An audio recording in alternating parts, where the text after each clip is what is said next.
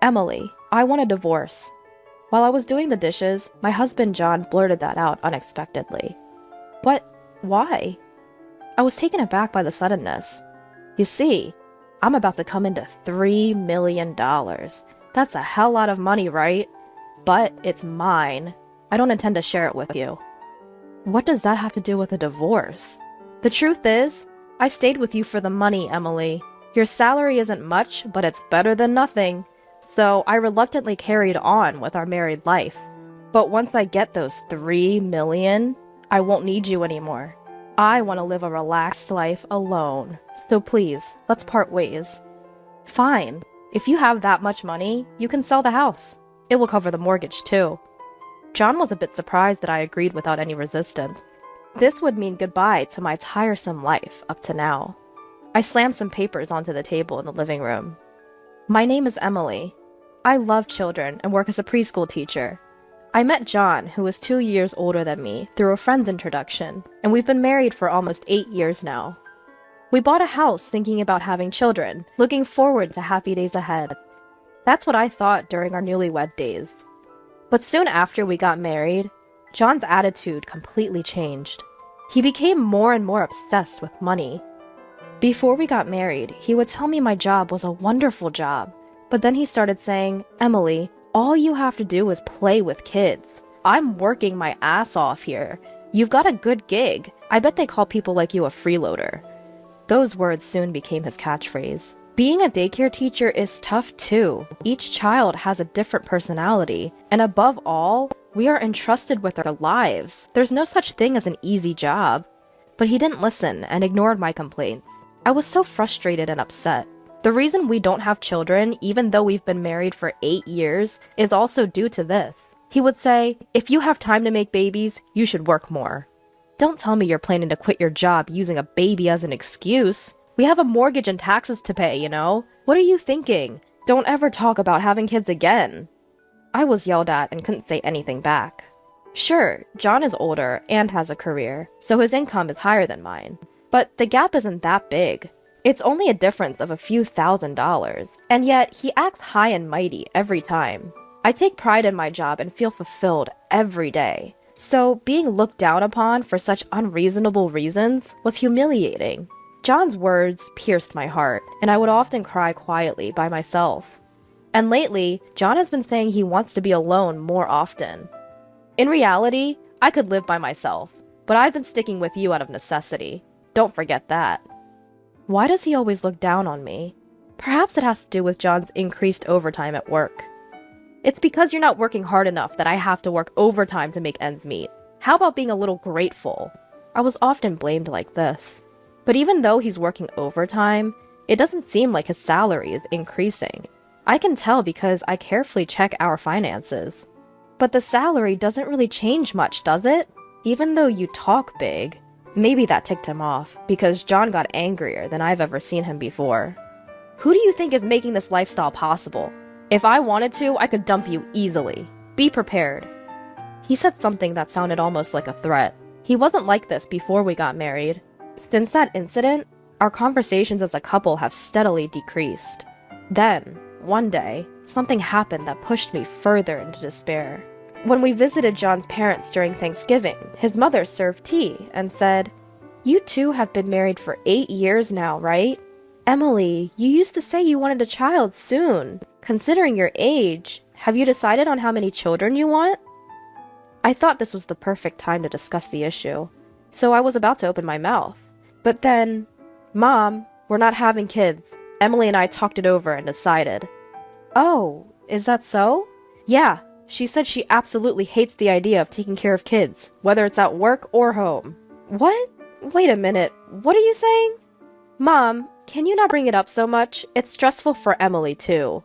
"No, that's not what Well, if that's what you two have decided, it's okay to just be the two of you. It's certainly hard work." With that, my mother-in-law left the room and I was left unable to discuss anything. On the car ride home, I asked, "Why would you tell such a lie? I love children and want them, but you keep saying you don't want them yet." The fact that we can't afford to have a child because you don't work full-time is true. Only start talking when you start earning as much as me. I thought preschool teachers earned more. What a disappointment. I don't like the way you're saying that. From the beginning, I never liked children and I never planned on having them. Children are just a financial burden. I'd rather spend that money on myself. While I was shocked, John just laughed. You should never mix personal matters with work. I knew that, of course, but I couldn't help but dwell on this issue. Children are sensitive to these things. A girl named Amy from the class I'm in charge of approached me. Miss Emily, what's wrong? You seem less cheerful today. I'm sorry, I didn't mean to worry you. I'm fine, I said, patting her head. Amy wasn't the type to stand out, but she was very mature and kind for her age. She must be receiving a good upbringing. You're not fine. You're usually much more cheerful. I don't want to see Miss Emily like this, she said sadly. I felt terrible for causing such a young child concern. Maybe my daddy can help with Miss Emily's problem. He's a superhero and helps lots of people. He's picking me up tomorrow, so I'll tell him. Amy's mother usually picked her up, but she said her father was coming to the preschool tomorrow because her mother was busy. I told her I was fine, but Amy insisted on introducing me. I hadn't really spoken to Amy's father since I met him at the school entrance ceremony, so I was a bit nervous. The next day, as Amy said, her father came to pick her up. Thank you for looking after Amy. I'm her father.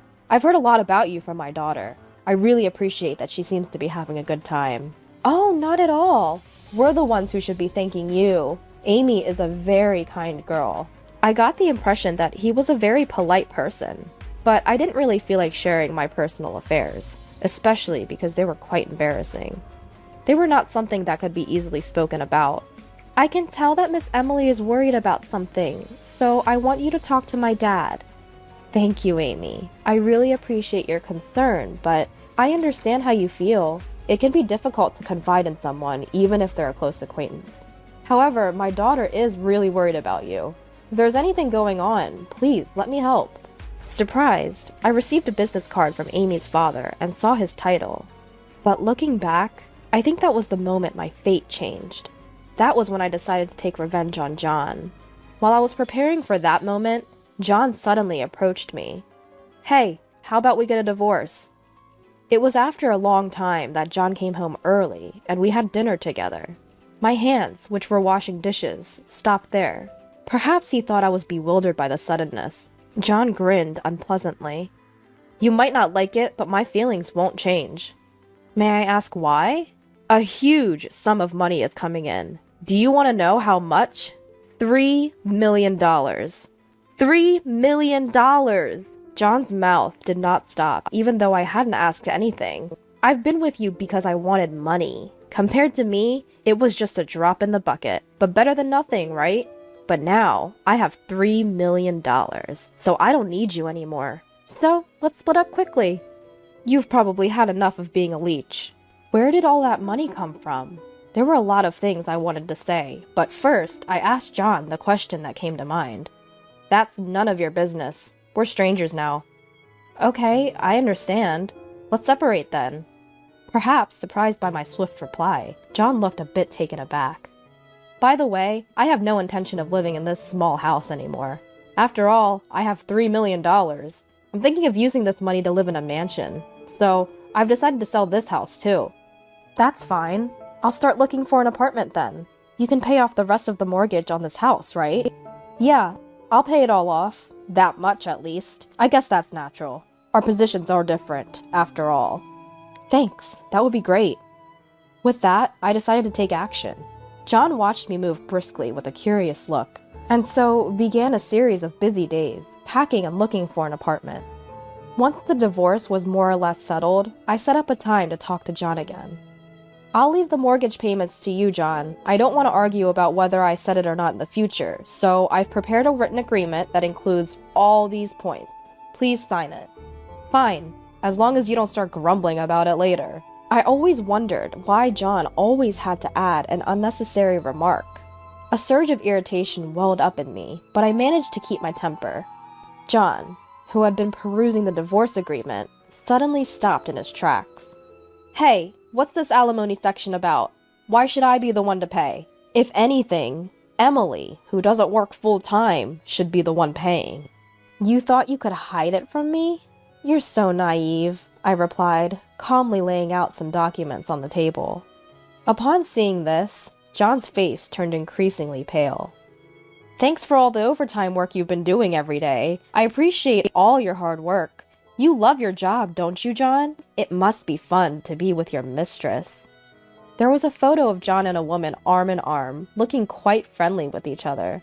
This woman, she's just a junior colleague. It just looks like we're arm in arm. Is this your attempt to catch me out? You're still going to say that, huh? Then how about this? I thrust another photo at him. It showed John and the same woman entering a hotel.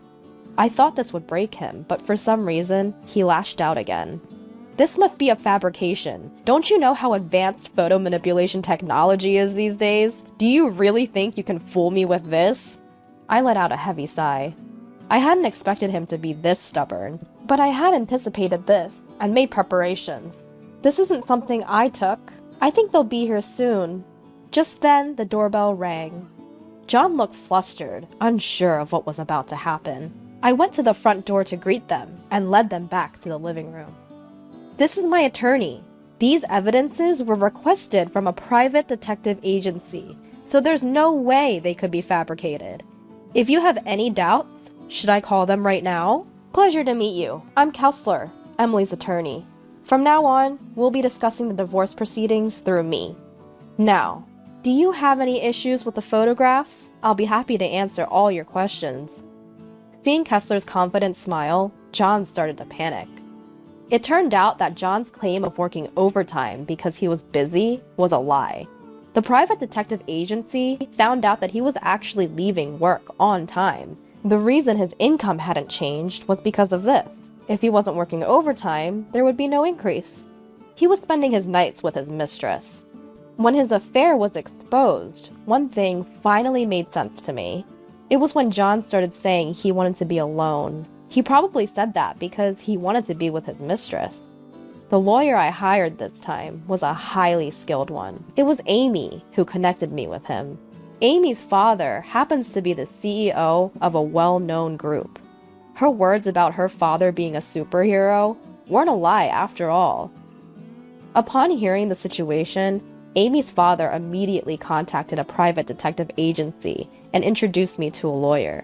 I thought it was a bit over the top. But the more I looked into John, the more his flaws started to emerge. And that made me so angry that I decided to go all out. You're acting as if this is all you're doing. You want alimony? I can give you that. I have $3 million. I can easily pay you that. If you're done here, just leave. I never want to see your face again. I would have left even if you hadn't said that. If anything comes up in the future, let's talk through the lawyer. Don't come to me directly.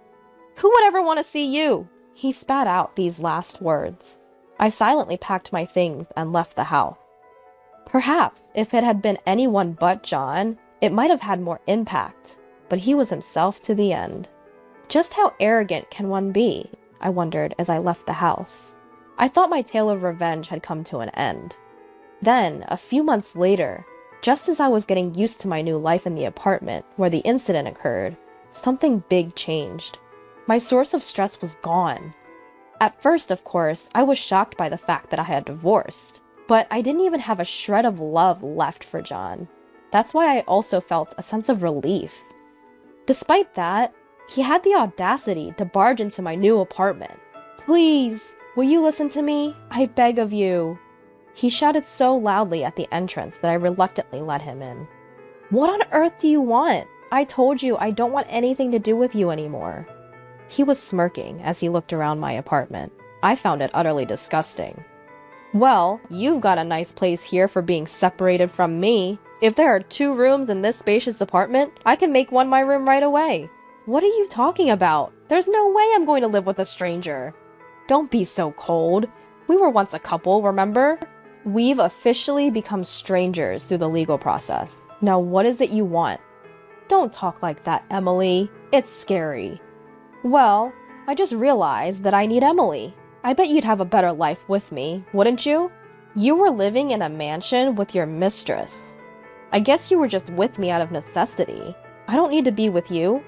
No, that was just a moment of confusion. I need Emily. You're just being stubborn, aren't you? Didn't you tell me you didn't need me anymore because you were getting $3 million? Why don't you find your next wife with that money? No, you're wrong. John started crying all of a sudden. The truth is, I said I was getting $3 million because I thought I had won the lottery, but when I looked closely, the numbers were wrong. I jumped the gun. What on earth is he talking about? I was so dumbfounded that I couldn't say a word. I've been looking for a reason to leave you. That's why I think I misread the numbers. I thought that if I got $3 million, I could divorce you right away and do whatever I wanted. When he saw the cold look in my eyes, he hurriedly added, "But I want you to feel reassured. I ended my relationship with her. From now on, I'll only love Emily. So let's start over. You still love me, don't you?" What are you saying? I don't know anything about that. You can do whatever you want. Please help me. I thought I was getting $3 million and I badmouthed my boss and quit my job. I can't ask him to take it back now. And what is worse, as soon as my love found out I didn't have any money, she stopped contacting me. It seemed like John was abandoned by his mistress. Of course, no one would want a man who was divorced, jobless, penniless, and homeless. That's why I can't pay my loan and I don't have a place to live. Emily, you're my only hope. I told you, I don't know anything about it. If you stay here any longer, I'll take appropriate measures. Did you forget about the pledge you signed when we divorced? If you break your promise, I'll claim 5 times the alimony. That's enough! You? John, in a fit of anger, raised his hand. Is that what you're going to do? If you lay a hand on me, I'll call the cops right away. You could be charged with assault. This apartment complex has security cameras, so even if you run, your face will be clearly captured. John turned pale at these words. Get out, now, or I'll report you for trespassing. At the mention of a report, John fled. There was a sound like someone tumbling down the stairs, but I simply shut the door without concern. Since then, John never came back. Later, my in-laws came to apologize to me. They seemed not to have anticipated such a situation. When I asked them about John's situation, they told me he had fractured his leg falling down the stairs that day. He had to be hospitalized for 2 months, which caused his expenses to pile up. However, he also had a mortgage and alimony to pay me, so he needed to find work as soon as possible. He begged his boss to let him work from home and rescind his resignation, but he had been quite rude when he quit, and they wouldn't let him come back. My in-laws fronted the alimony, so he also had that and the mortgage to repay. He's going to have a tough time. He really brought this on himself. Once things had settled down, I went to visit Amy's house. When I told Amy's father that everything had been resolved, he was very pleased. I've always wanted to meet you since Amy often talks about you. I didn't expect it to happen like this. I just made a few calls. I'm glad it worked out. I'm so happy to see Miss Emily smiling again. She could really be called a life changer. I'm overwhelmed with gratitude. My husband looked down on me, but because I was a preschool teacher, I am who I am now. I deeply felt the importance of cherishing every encounter. I love my job more than ever and want to keep doing my best.